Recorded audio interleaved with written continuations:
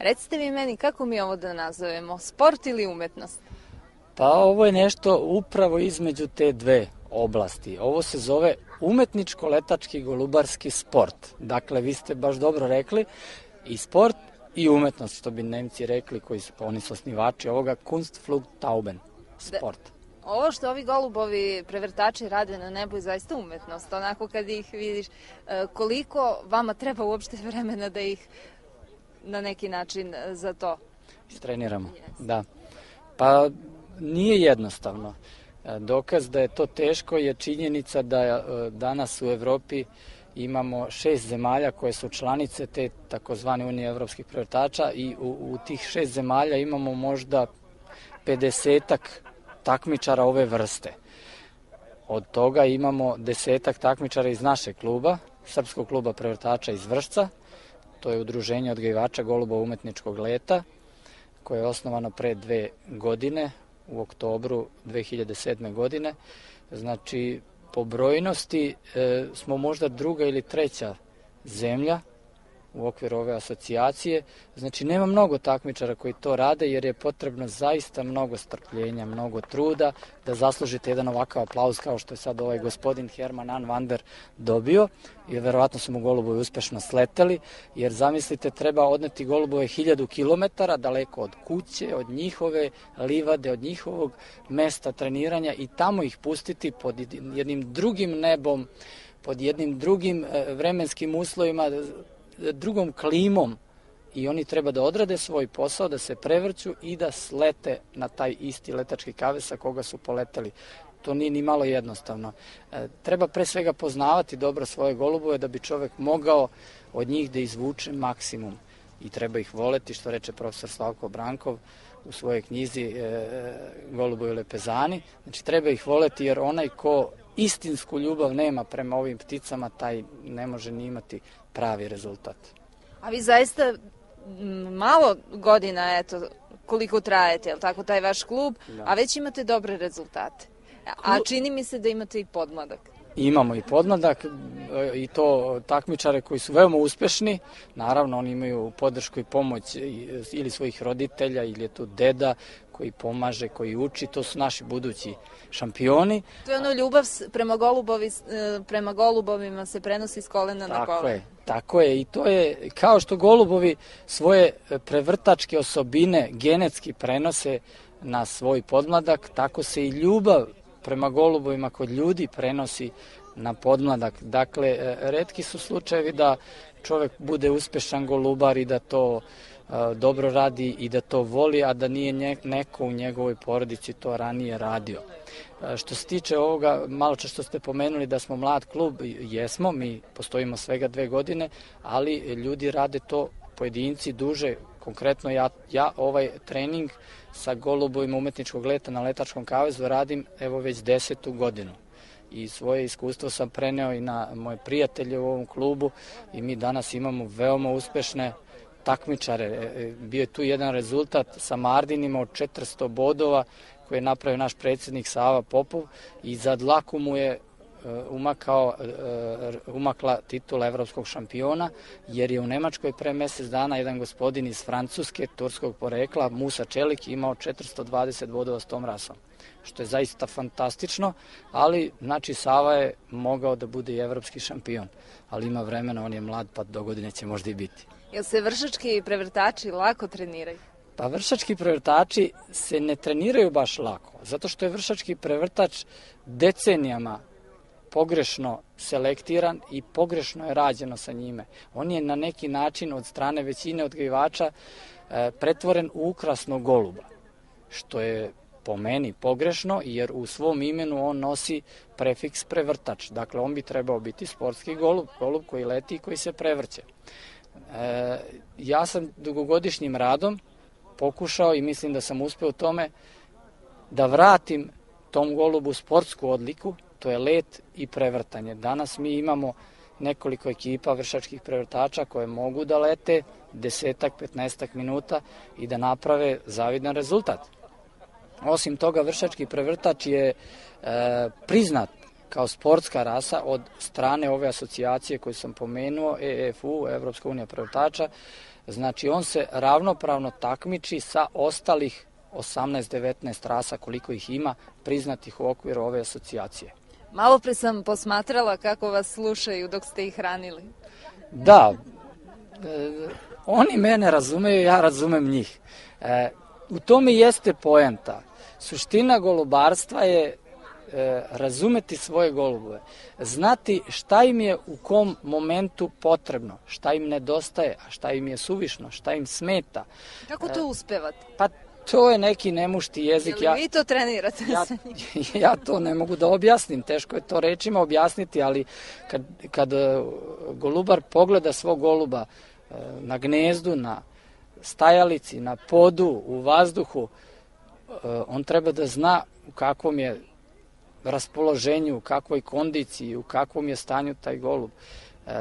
To se teško može, kažem, rečima objasniti, ali iskusno oko golubara to može da prepozna i onda se vrši selekcija, vrši se odvajanje golnih golubova koji su dobri za ovo što mi radimo i onih koji su manje dobri, koji nisu dobri, oni se odvajaju, ostavljaju se samo oni najbolji, oni se kasnije stavljaju u priplod i na taj način se popravlja kvalitet mlađe generacije sledeće godine i iz godine u godinu mi dobijamo sve bolje i bolje golubove u smislu letenja i prevrtanja.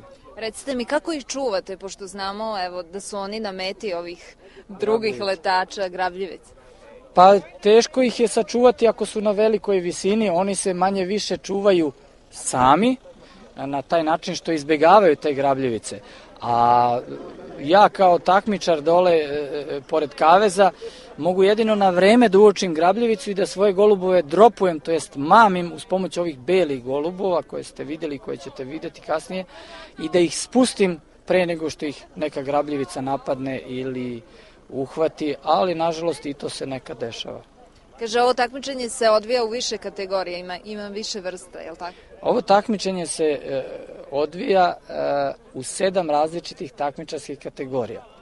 To su konkretno kategorija orijentalnog rolera, kategorija birmingemskog rolera, kategorija tapšača, klasa, u stvari to se zove klasa, takmičarska klasa tapšača gde je prisutna rasa turski prevrtač, Mardin, zatim roll timler klasa u kojoj je naš vršački prevrtač, zatim klasa igrača, to je turska rasa Kelebek i klasa obrušivača u kojoj su prisutne dve rase, grčka Vuta i sirijski obrušivač takozvani Vamen ili Adana, ima više naziva što zavisi od pokrajine iz koje potiču ti golubovi, a ima ih u više zemalja na Bliskom istoku.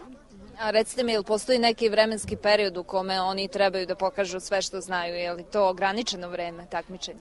Naravno, takmičarski pravilnik koji je napisan 2004. godine od strane Evropske unije prevrtača je propisao detaljno do utančine svaku pojedinost. Između ostalog, vreme bodovanja kod svih klasa je 30 minuta, a maksimalno vreme leta je 60 minuta, što znači da se golubovi boduju do 30. minuta, posle toga takmičar ima pravo još 30 minuta da spusti svoje golubove, da ih uhvati, da ih stavi u kavez. Sa koliko goluba nastupate?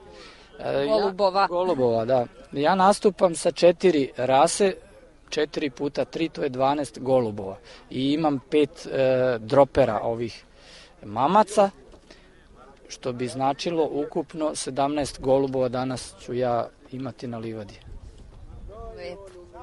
Dobro, lep sport, lepa umetnost, a primećujemo da ima i dosta stranaca, nekako iz godine u godinu i prošle godine ih je bilo. Jesu to isti ljudi koji onako dolaze u Vršac?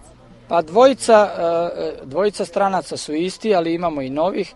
Znači došao je ponovo gospodin Herman Anvander iz DFC-a, predsjednik DFC-a nemačkog kluba i gospodin Martin Mayer, to je naš član iz Austrije, ali imamo tu jednog doajena ovog sporta, gospodin Hans Gans iz Švajcarske. Juče sam ga pitao od kada radi ovo što svi mi danas radimo. On se takmiči sa letačkim kavezom od 86. godine. Znači 23 godine i verovatno u Evropi najstariji po radnom stažu u ovom našem golubarskom sportu. A imamo ovde i goste iz slovenačkog kluba, 4 gospodina su došla, sinoć iz Kranja, i oni imaju novoosnovani klub. I imamo 3 mladića iz Hrvatske, oni takođe imaju športski roller klub Hrvatske i oni su došli samo kao gosti da posmatraju naše takmičenje. Trebao je da dođe jedan naš prijatelj iz Sarajeva, ali se međuvremenu razboleo, pa nije došao, ali sve u svemu imamo gostiju manje više iz 5, 6, 7 zemalja. Dobro, ali Vrščani se dobro drže. Naravno, Vršac je, od kad ja znam za sebe, bio golubarski grad. I to grad upravo golubova prevrtača. Pečat svemu tome je davao vršački prevrtač pre 30-40 godina, dok sam ja bio i dete.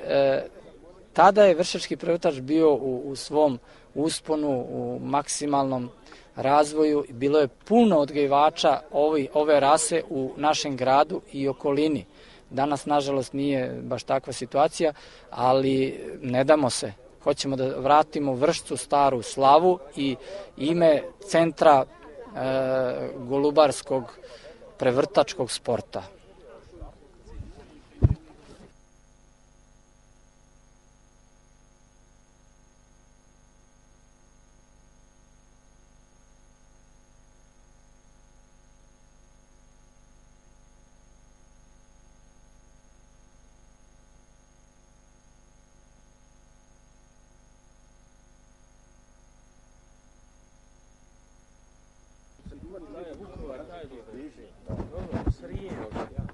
Jeste vas dvojica najmlađi takmičari ovde? Da, najmlađi su. Marko? Marko i Neca. Neša. Neco, koliko imaš godina? 8. A ti? 11. I ti si trenutno prvi? Da. U svojoj kategoriji? Da, ja sam trenutno prvi u svojoj kategoriji, u kategoriji birmingenskih rolera. Pa ko je tebe naučio ovom poslu? Pa deda i Stevan Dozet. I koliko dugo ti to radiš? 3 godine. 3 godine. I već si dogurao tako visoko? Da. Kakvi su tvoji golubovi? Neki posebni? Pa posebni, oni prave najveće rolove. A šta je to rol? Rol je niz okreta koji oni rade u vazduhu. I koliko okreta si ih naučio tako u nizu da prave? Ne, oni se ne uče okretima, oni to rade. Birmingenski roleri, oni se dignu i oni 2 metra propadnu i naprave oko 6-7 okreta. A koji je tvoj posao u svemu tome? Da ih naučiš da se dobro dignu ili šta? Da ih naučim na ovaj beli kavez koji je iza mene. Kavezi ne moraju da budu ovakvi, mogu biti i drugačiji. Da ih naučim da znaju da je to njihovo, da su oni vlasnici tog kaveza, da znaju da lete oko njega, da kad vide belog goluba koji se zove droper, odnosno spuštač, da slete na kavez i da uđu u ovu rupu ovde. To se otvori i oni uđu unutra. To je sve što treba se nauči, a ostale oni rade sami. A reci mi, dok su oni gore u vazduhu, ti puštaš belog goluba? Da ih on vrati ili šta se, kako? Kad idu dalje, on treba da pušta to. Kad su daleko, kad doće da idu tamo, on pušta i oni se vraćaju nazad. A ono što se ocenjuje u vazduhu? To su ti rolovi. Kod klase birmingenskih rolera treba najmanje 4, 5, 6, 7, tako i dalje, toliko rolova da bi bio 1 ili 2 boda. A ti dok si bio mali, posmatrao si dedu i golubove, ja? I to ti se dopalo? Ne. Ja sam za moj rođendan hteo da postanem golubar i deda mi ispunio i od tad, pre 3 godine smo počeli. I kupio ti golubove? Da, 4 goluba smo počeli, sad imamo preko 100. Svaka čast. A onda nemaju imena? Ili imaju? Pa imaju neki.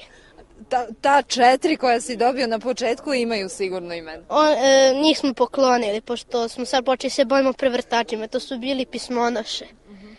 A koja je razlika sad između pismonoša i prevrtača? Pa velika razlika, oni su kod divlji golubovi, mnogo su divlji. Oni mogu da nose papirić na nozi i oni mogu velike razdaljine da prođu i da znaju gde trebaju da dođu. Jesi nekad poslao svog nekog goluba da odnese neku porukicu na željeno mesto? Ne, nikad. nisu moji bili trenirani za to. Nisu, a zašto si ih ti trenirao? Pa oni su tako bili, njih sam hteo da vodim jednu izložbu na moju prvu, ali nisu, jedan je uginuo, a dva smo poklonili. I jedan je ostao star, ne može ni da leti, ništa i tako. Neco, jel učiš od Marka? Pa učim ja malo. A ko je tvoj učitelj u stvari? Ko tebe uči? Pa moj tata mene uči. Od njega kad sam vidio onda sam teo on me pita hoću, ja sam rekao hoću. I koliko si ti golubova dobio za početak? Pa nisam dobio to sve koliko su se izlegli, to mi je dvao sve on. I ko njemu nisu trebali, to sam sve ja uzao. I koliko ih sad imaš? Pa sad ih imam, pa imam dosta, imam možda preko 100 valjda, ali imam dosta, puno imam. I ti se takmičiš? Da. Kako ti je ova konkurencija dosta jaka? Pa nije. Pa dobro, ja vidim da vršački prevrtač, tako se zove to društvo u kome ste svi zajedno, ima dobre mlade snage. Da, normalno. Jel ima vas još tako malih? Ne, mi smo najmlađi u klubu i najviše ćemo da doprinemo klubu. Da doprinesete u budućnosti, jel? Da. Nastavljate sa ovim, takmičite će se i dalje? Da, normalno, do kraja života. Super, hvala.